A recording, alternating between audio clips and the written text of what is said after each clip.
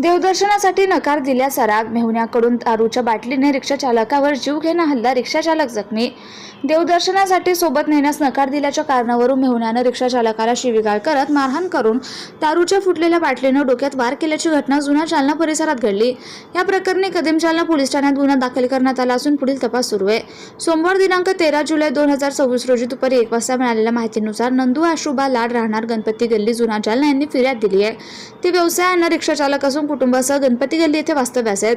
फिर्यादीनुसार 7 जुलै रोजी रात्री 8:30च्या सुमारास ते घरी असताना त्यांचा मेहुणा अजय किसन गोगळे हा त्यांच्या घरी आला। त्याने स्वतःला आणि पत्नीला देवदर्शनासाठी सोबत घेऊन जाण्याची विनंती केली, मात्र रिक्षा लहान असल्याने जागा नसल्याचं सांगत नंदू लाड यांनी त्याला नकार दिला।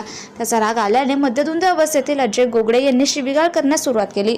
त्यानंतर चापटभुक्याने मारहाण करून हातातील दारूची बाटली फोडत तिच्या साहाय्याने नंदू लाड यांच्या डोक्यात वार केला। या हल्ल्यात त्यांच्या डोक्याला गंभीर दुखापत होऊन रक्तस्राव सुरू झाला, तसेच ते चक्कर येऊन खाली कोसळले। घटनेनंतर नंदू लाड यांचा मुलगा त्यांना तातडीने जालना येथील सामान्य रुग्णालयात घेऊन गेला। तेथे त्यांच्यावर उपचार करण्यात आले। उपचारानंतर रुग्णालयातून सुटी मिळाल्यानंतर त्यांनी कदम जालना पोलीस ठाण्यात तक्रार दाखल केली।